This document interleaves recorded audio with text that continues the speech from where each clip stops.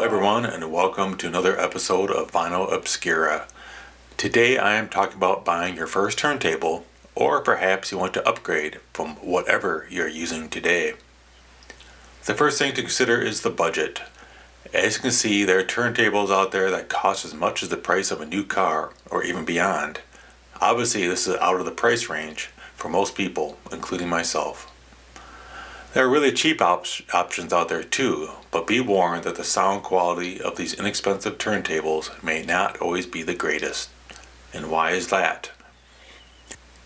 Playing a record is a complex electrical, mechanical operation with several variables.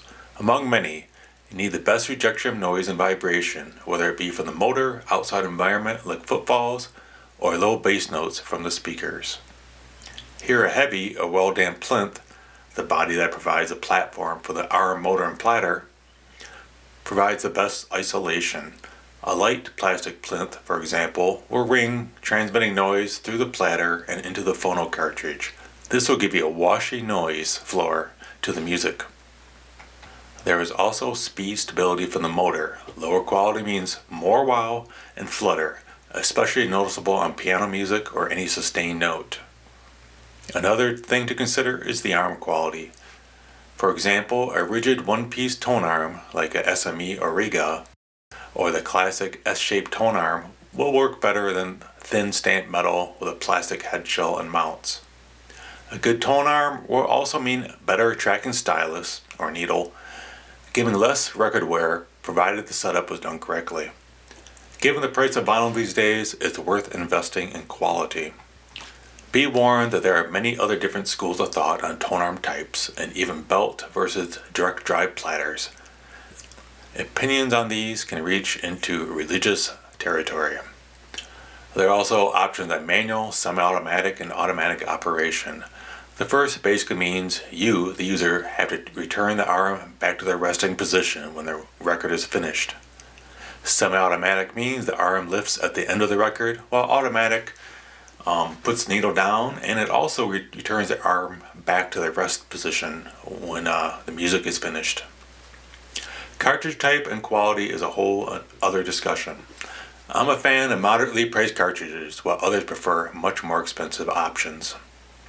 As you go up in the scale of price for turntables, the returns on quality do diminish, but where that point is will be determined by the rest of your system and, of course, how much you are willing to spend. A good example of an entry-level turntable is the Riga P1 or Planar 1. It is popular, has an upgrade path with different belts, platter, and even electric regulation for the motor.